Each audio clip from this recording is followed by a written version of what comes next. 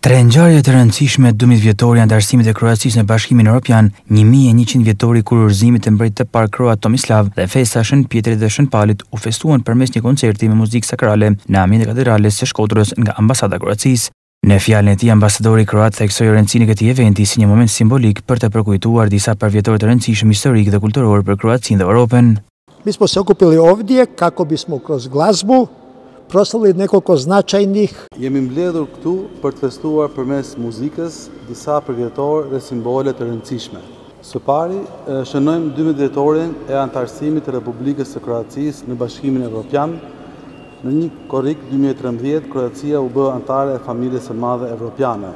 Dhe së dyti, këtë vit festojmë 1100 vjetorin e themelimit të mbretërisë kroate dhe kurorëzimin e mbretit të parë kroat Tomislavit në vitin 925.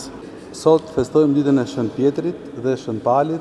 Shpesh themi se Shën Pjetri është ruajtësi i qelçave të parajsës, por ai është gjithashtu në mënyrë simbolike mbrojtësi i të gjithë atyre që kërkojnë dyert të hapura për dialog, bashkëpunim dhe miqësi. Çfarë mund të hap më shumë dyert e zemrës se sa muzika, arti më universal nga të gjithë.